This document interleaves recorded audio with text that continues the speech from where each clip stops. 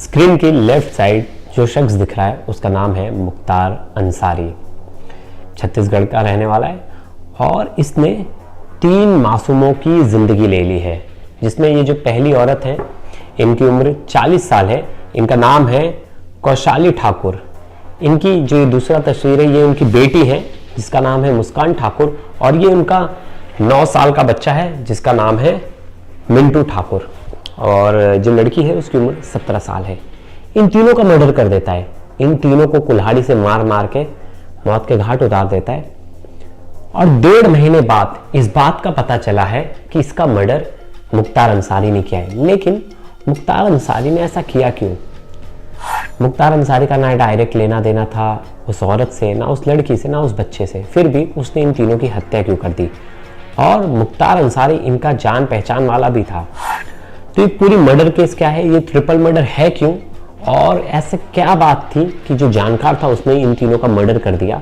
और 1.5 महीने बाद इस मर्डर केस का खुलासा हो। ये बड़ा ही मतलब अपने आप में सस्पेंस थ्रिलर सब कुछ है इस स्टोरी में, इस क्राइम स्टोरी में। तो पूरी कहानी सुनने के लिए आप लास्ट तक वीडियो जरूर देखिएगा। नमस्कार, मेरा नाम है प्रवेश पांडे और आप देख रहे हो क्राइम तक।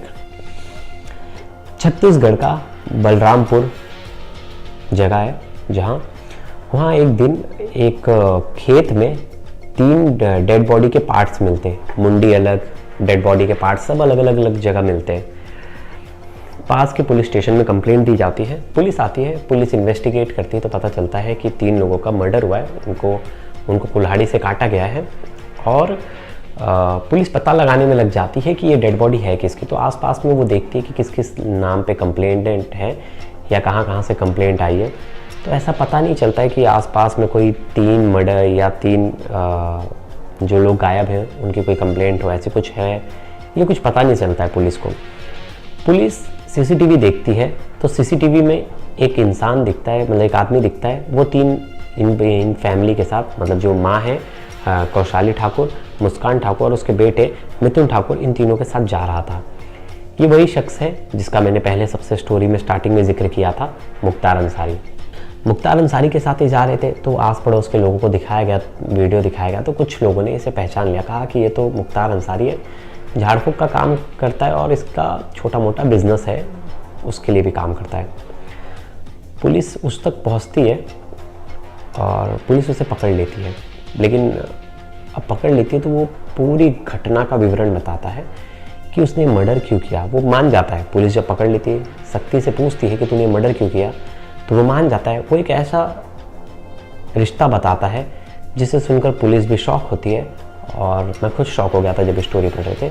तो हम फ्लैशबैक पे चलते हैं कि ये इनकी फैमिली को पहले से जानता क्यों था, फैमिली रेडी कैसे हो गई इनके साथ, इसके साथ जाने के लिए, क्योंकि वीडियो में दिख रहा है ये लोग इसके साथ जा रहे हैं, और इसने उनको मौत के घाट क्यों उतार दिया। तो सबसे पहले बात करते हैं मुख्तार अंसारी की। मुख्तार अंसारी का जो इनके पति हैं सुखदेव ठाकुर, ये जो औरत है कौशाली ठाकुर, उसके दोस्त थे, मतलब जानकार। ये झाड़ फूक का काम करते थे तो इनके घर पे इनका आना जाना लगा रहता था। तो ये वैसे जो मूलतः हैं ये रहने वाले हैं झारखंड से। ये जो फर्जी, मतलब ये जो मुख्तार अंसारी है रहने वाला झारखंड से, लेकिन छत्तीसगढ़ में ये इसने अपना बसेरा बना लिया था और वहाँ झाड़ फूक का काम करता था, तो लोगों के घर आ जाना था। तो उसी कड़ी में थे सुखदेव ठाकुर, उनके घर में आना जाना था। उनकी बीवी से भी इनके अच्छे रिलेशन थे, टर्म्स थे, उनकी बेटी से भी अच्छे टर्म्स थे, उनके बेटे से भी अच्छे टर्म्स थे। ये जब भी आया जाया करते थे तो अपने छोटे भाई को भी अपने साथ लाया करते थे, और उसका जो छोटा भाई है उसका नाम है आरिफ भी इनके साथ आता था, और घर में इनका उठना बैठना, कभी कभी रुक भी जाते थे। इस बीच जो मुख्तार अंसारी है उसका भाई, जो छोटा भाई आरिफ, उसकी इनकी बेटी के साथ, जिसका इसने मर्डर कर दिया, मुस्कान के साथ चक्कर चलना शुरू हो जाता है। दोनों धीरे धीरे मिलते हैं, दोनों में प्यार मोहब्बत होने लगता है। कहीं ना कहीं इसका शक जो है मुख्तार अंसारी को होता है कि दोनों में रिलेशन चल रहा है, दोनों की बातचीत चल रही है, लेकिन वो कुछ कहता नहीं है दोनों के बीच में। ऊपर से ये दोनों के संबंध पता होने के बाद भी ये भी पता होता है कि हमारे धर्म की नहीं है, मैं मुस्लिम हूँ, वो हिंदू है लड़की। लेकिन जब इसके भाई को पता होता है तो उसका भाई कुछ बोलता नहीं, बोलता है ठीक है मेरा छोटा भाई है, उसे जो करना है करने दो। लेकिन धीरे धीरे ये प्यार मोहब्बत बढ़ जाता है आगे तक, थोड़ा मतलब इसको और परवान चढ़ता है। और इस लड़की की उम्र बस 17 साल है, तो नाबालिग है ये लड़की। और मुस्कान के साथ ये दोनों का रिलेशन होता है। और इस बात की पुष्टि हुई है पुलिस इन्वेस्टिगेशन में, चैट्स और जो इनके वीडियो कॉल्स के डिटेल्स निकाले गए, उससे पता चला कि दोनों गर्लफ्रेंड बॉयफ्रेंड थे। फिर कहीं ना कहीं ये बात थोड़े दिन बाद खटकने भी लगी, और इन सब चीज़ों के बारे में सुखदेव ठाकुर को कुछ भी नहीं पता है कि मेरी बेटी का इसके साथ रिलेशन में है, वो इसके साथ संबंध में है, उसको कुछ भी नहीं पता है। वो तो दोस्त बोल के, मेहमान बोलकर अपने घर में ला रहा था, झाड़ फूक भी करता था ये, और एक विश्वास करके अपने घर पे लाता है, और उस विश्वास का विश्वासघात होने वाला है। क्योंकि हम बहुत बार अनजान लोगों को अपने घर में बहुत इजी एंट्री दे देते हैं, जो कि मेरे हिसाब से बड़ा अवॉइड करना चाहिए। आज के टाइम पे आपको किसी का भरोसा नहीं, सबसे खतरनाक जो है वो है इंसान है, तो इंसान से डरने की बड़ी ज़रूरत है। तो लेकिन लोग भरोसा कर लेते हैं और बोले कि अच्छा आदमी है, तो आता जाता था, झाड़ फूक करता था, इनके बच्चों को भी झाड़ता था। इन लोग का फिर क्या होता है, एक बार जो मुख्तार अंसारी, उनके भी पिता, आरिफ और मुख्तार के जो पिता हैं, उनको सांप काट लेता है। फिर उनको इलाज होता है। इलाज के बाद डॉक्टर कहते हैं कि 2-3 चीज़ें करनी पड़ेगी, उनके बॉडी में कुछ पाया गया है डिफेक्ट, तो किडनी और लिवर पे इशू है, तो ऑपरेशन करना पड़ेगा, और बहुत सारी चीज़ें थी, इलाज में बहुत सारा पैसा जाएगा। मुख्तार अपने भाई को फ़ोन करता है आरिफ को कि आरिफ कुछ पैसे भेज दे, क्योंकि आरिफ जो है वो बलरामपुर में रह के ठेकेदारी का काम करता रहता है और ठीक ठाक पैसा कमाता है। बड़ा भाई तो सिर्फ झाड़ फूक कर रहा है और कुछ छोटा मोटा काम कर ले रहा है, लेकिन जो छोटा भाई आरिफ, जिसका लड़की के साथ चक्कर है, वो अच्छा खासा पैसा कमा रहा है और ठेकेदारी का काम कर रहा है। लेकिन आरिफ अपने भाई को पैसा नहीं भेजता, बहुत बार मांगता है, बहुत बार उन दोनों की बहस होती है। आरिफ जब अपने भाई के बारे में पता लगाएगा, अपने उसके दोस्तों से पूछता है कि ये आरिफ पूरा पैसा खर्च कहाँ करता है, तो उसके दोस्त बताते, आरिफ के दोस्त मुख्तार को, कि आपका छोटा भाई तो हाथ से निकल गया है, वो एक लड़की है मुस्कान, उसके ऊपर ही पूरा पैसा खर्च करता है, उसके परिवार पे पूरा पैसा खर्च करता है और उस पर पैसे लुटा रहा है। ये बात उसके दिमाग में कहीं चुभने लगती है। उसे लगता है कि मेरा भाई मुझसे अलग हो गया है, दूर हो रहा है, और इसका कारण है वो लड़की मुस्कान और उसका परिवार। और उसे धीरे धीरे ये बात अंदर ही अंदर खलने लगती है। उसे लगता है पैसा भी नहीं दे रहा, मेरा भाई इतना पैसा कमा रहा है, मैंने उसे पढ़ाया लिखाया, इस काबिल बनाया कि आज वो वहाँ जाके काम कर रहा है, और ये तो मेरी बात सुन ही नहीं रहा है और उस लड़की पे पूरा पैसा खर्च कर रहा है। तो फिर इसका बैंक डिटेल्स निकालता है, चुपके से इसका मोबाइल फ़ोन चेक करता है, तो उससे बहुत सारी ऐसी चीज़ें मिलती है जिससे इसे शक हो जाता है कि मेरा भाई ये हाथ से निकल गया, मतलब उसे ऐसा लगता है, और ये पूरा पैसा इनके लड़की पे खर्च कर रहा है। तो अपने भाई को बहुत बार डांटता है, भाई से मारपीट भी होती है, भाई से लड़ाई भी होती है, लेकिन भाई जो है वो लड़की को छोड़ने को तैयार नहीं होता है। अब इसका तो आना जाना होता ही है। फिर इसी बीच इनके छोटे बेटे जो मिंटू ठाकुर है सुखदेव के, उसकी तबीयत खराब होती है। फिर ये जो है कि वापस से मुख्तार अंसारी को बुलाते हैं कि आओ झाड़ फूक कर दो मेरे बच्चे को, कोई नज़र तो ना लग गई, क्योंकि इतना वेल संपन्न परिवार नहीं था, लोअर मिडिल क्लास फैमिली थी। तो ये उसी टाइम एक अपने दिमाग में प्लान बना लेता है कि ये सही टाइम है, इन लोग ने मुझे झाड़ फूक के लिए बुलाया है, इसी टाइम में मैं इनके साथ बड़ा कांड कर दूँ। वो प्लान क्या बनाता है, वो बोलता है अभी तो नहीं आ पाऊँगा, लेकिन थोड़े दिन बाद आऊँगा। वो वेट करता है सुखदेव ठाकुर कब बाहर जाए। तो कुछ दिन बाद सुखदेव ठाकुर अपने काम के लिए घर से थोड़ा दूर जाते हैं, तो ये उनके घर पे अचानक पहुंच जाता है और इनकी पत्नी को और बेटी को और बच्चे को कहता है कि अभी समय है, चलो मैं आपको एक जगह लेके चलूँगा, अच्छी जगह, और वहाँ मैं आपका झाड़ फूक करूँगा, जिसके बाद आपके जो बच्चे के ऊपर से नज़र है वो उतर जाएगी और आपका बच्चा सही सलामत अच्छे से ठीक हो जाएगा। तो वो 27 सितंबर को इन तीनों को लेके चलता है अपने साथ। वो पहले जाता है कौशाम्बी से, ये जो ये लोग हैं फैमिली, वो कौशाम्बी में रहते हैं छत्तीसगढ़ में, तो कौशाम्बी से बलरामपुर लेके जाता है और बलरामपुर में एक कमरे में इनको रुकाता है और बोलता है रात को आप आराम करो, सुबह हम इस पूरा क्रिया को अंजाम देंगे, मतलब सुबह हम झाड़ फूक करेंगे इस बच्चे की। तो जो मान जाती हैं और बेटी भी मान जाती है, ठीक है भाई का झाड़ फूक सुबह होगा, रात को सो जाते हैं। जब रात को ये सोए रहते हैं, ये उसी वक्त मुख्तार अंसारी कुल्हाड़ी लेकर आता है, तीनों को मौत के घाट उतार देता है। जब नींद में सोए थे तीनों को कुल्हाड़ी मारता है, बहुत सारे पार्ट्स कट जाते हैं, हाथ कट जाता है, चेहरा कट जाता है, शरीर चितर बितर हो जाते हैं और मार देता है जान से। मारने के बाद पास की एक नहर में ले जाकर फेंक देता है।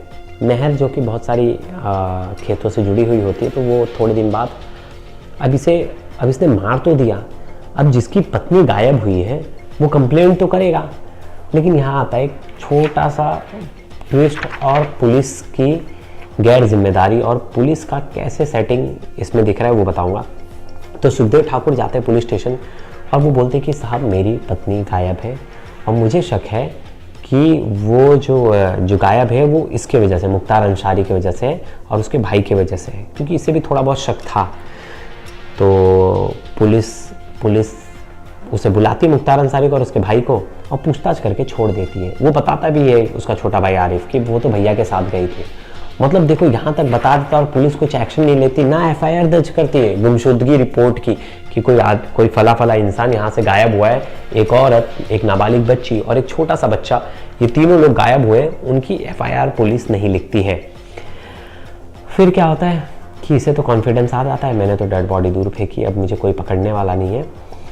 लेकिन वही कहते हैं ना कि आप कोई भी क्राइम कर लो, बचना इतना आसान नहीं है। भले ही उस दिन वहाँ की पुलिस उसके साथ नहीं थी, लेकिन जिस जगह बॉडी मिली वहाँ की पुलिस ने अच्छा इन्वेस्टिगेशन किया, फिर उन्होंने पाया कि मर्डर इसने ही किया। तो जो डेड बॉडी मिली उसमें कंप्लेंट हुई, कंप्लेंट के बाद फॉरेंसिक टीम आई, जांच वगैरह हुई, तो पता चला जब आरोपी से पूछताछ किया गया, मतलब 15 नवंबर को डेड बॉडी मिली थी और आरोपी से जब पूछताछ की मुख्तार अंसारी तो उसने सब चीज़ें बताई पुलिस के सामने कि मेरे भाई का इससे चक्कर चल रहा था और मैं इस बात से बहुत नाखुश था, ये घर पे पैसा नहीं देता था, पूरा पैसा इनके परिवार पे ही उड़ा देता था और उससे हमारे घर की जो स्टेबिलिटी थी वो ख़राब हो रही थी। मेरे पास भी ज़्यादा पैसे नहीं थे, मैंने सोचा था ये अच्छा काम करेगा, अच्छी इसकी मैंने परवरिश की है तो ये घर का खर्चा उठाएगा, लेकिन ये घर का खर्चा नहीं उठा रहा था। इस बात से मुझे बहुत ज़्यादा गुस्सापन था, मैंने उसे बहुत बार समझाने की कोशिश की, वो माना नहीं। तो तब जाकर मैंने इन तीनों की हत्या कर दी। ये सवाल उठता है कि क्या ये जो मुख्तार अंसारी सच कह रहा है, ये अकेला इन्वॉल्व है? अगर मारना होता तो सिर्फ ये उसकी बेटी को मारता, तीनों लोगों को इसने क्यों मारी? उसकी पत्नी कौशाली को क्यों मारा, फिर उसके बेटे मिंटू को क्यों मारा, जो छोटा सा बच्चा है, इसने उसका क्या बिगाड़ा था? वो अगर उसको हत्या करनी होती तो वो सिर्फ उस बच्ची की हत्या करता, मुस्कान की, लेकिन इसने तीनों को क्यों मारा? जो इसके पिता हैं सुखदेव ठाकुर, उन्होंने आरोप लगाया कि इसमें ये अकेला नहीं शामिल है, इसके साथ और लोग भी शामिल हैं और ये कोई नॉर्मल मर्डर नहीं है। सोचो गांव से 80 किलोमीटर दूर ले जाके मर्डर कर रहा है और लोग, मुझे नहीं लगता ऐसे, मतलब ये देखो ये कहानी बहुत सारी चीज़ें हमें सीख देती कि आप अपने घर में किसी तीसरे की एंट्री और किसी ऐसी चीज़ों पे विश्वास करना, झाड़ फूक, ये सब चीज़ें, हमें भी पता है अंधश्रद्धा है, ये सब चीज़ें कुछ नहीं होती। आप अपने भगवान में बिलीव रखिए, अपनी चीज़ों में बिलीव रखिए, हाँ झाड़ फूक ये सब चीज़ों से कुछ नहीं होता और डॉक्टर पे बिलीव रखिए सबसे ज़्यादा, क्योंकि आप आए दिन ऐसे केस देखते हैं कि झाड़ फूक के नाम पे किसी बाबा ने किसी का कत्ल कर दिया, किसी बाबा ने किसी के पैसे छीन लिए, कुछ ना कुछ, कोई जो ये होता है झाड़ फूक करने वाले होते हैं, जितने ये सब जैसे ऐसे लोग होते हैं, इन सब की आप देखेंगे बड़ी क्राइम कुंडली लिख लेगी, आपको 50 ऐसे खबर मिलेंगे कि एक फर्जी मौलवी ने, एक फर्जी बाबा ने, ऐसे 50 खबरें मिलेंगी। फिर भी नहीं पता हम ऐसे झाड़ फूक करने वाले के ऊपर क्यों विश्वास कर लेते हैं, उन्हें अपने घर में क्यों एंट्री देते हैं और विश्वास के साथ विश्वासघात भी आता है। तो विश्वासघात हुआ है यहाँ एक पूरी फैमिली के साथ। ये कहानी हम सबके लिए सबक बनेगी और जनता के लिए भी, आप लोगों के लिए भी, कि किसी थर्ड पर्सन की घर में ज़्यादा एंट्री, एंटरटेनमेंट उसका ज़्यादा ना हो, अगर वो जब तक हमारे बहुत पुराना रिश्तेदार कुछ ना हो। और रिश्तेदार क्या, मैं तो सबसे ही कहूँगा कि सावधान रहे, अपने घर के जो लोग हैं उन्हीं से रिश्ता रखें, उतना ही काफ़ी है। आपके घर में जवान लड़का या लड़की है तो उन्हें उन पर नज़र रखें, चीज़ें थोड़ी बहुत तो ध्यान देने की ज़रूरत है, क्योंकि आए दिन कहीं भी ऐसी वारदातें हो सकती है, आसपास की, आपके आसपास भी ऐसी कोई चीज़ हो रही होगी जिसे आप नज़रअंदाज कर रहे होंगे, लेकिन क्या पता वो वारदात हो आने वाले समय में ऐसी कुछ घटना हो जाए। तो इसके लिए आपकी सेफ्टी आपके हाथों में है, तो आप चौकन्ने रहिए। और आज की स्टोरी में इतना ही। और मेरे कल की वीडियो में बहुत सारे भाइयों ने कमेंट लिखा था, जिसमें मुझे मेरे एक भाई का कमेंट बहुत अच्छा लगा था और मैंने उनका कमेंट पढ़ा भी था, एक सेकेंड बता रहा हूँ। PCS ह्यूमन लिखा है, PCS ह्यूमन करके एक जो है वो लिखते हैं, पांडे भाई जी आपका नरेशन इज़ टू गुड, आप नॉर्मल बातें करते हो और पर्सनल एक्सपीरियंस देकर बहुत मस्त न्यूज़ बता देते हैं, मतलब 1 घंटे कब वीडियो होगा पता नहीं चलता और पूरा हम सीख लेते हैं। All the best buddy, God bless you, ज़्यादा चैनल पर दिखो। इन्होंने बहुत अच्छी बात लिखी, थैंक यू सो मच। अगर आपको मेरा स्टाइल अच्छा लगता है, कहानी सुनाने का अंदाज़, और आपको पसंद आता है कि जिस तरह मैं कहानी सुनाता हूँ, तो ऐसे ही बने रहिएगा आप मेरे साथ, और मैं उन हर लोगों के कमेंट्स और उनके फीडबैक लेता हूँ जो लोग मुझसे जुड़े हैं, क्योंकि क्राइम तक एक फैमिली है और आप मेरे व्यूअर्स नहीं, आप हमारी फैमिली हो। तो आप तक है इंफॉर्मेशन पहुँचाना कि जिससे आप जागरूक रहें, आपके आसपास ऐसी कोई घटना ना हो। कल मेरी एक कहानी में एक गलती भी हो गई थी। मैंने बोला था 3 लड़के थे 2 लड़कियां थी, लेकिन 3 लड़कियां थी 2 लड़के थे। इसमें बहुत लोगों ने कमेंट भी किया था और बहुत सारे भाई हैं जिन्होंने अच्छे अच्छे कमेंट्स किए थे।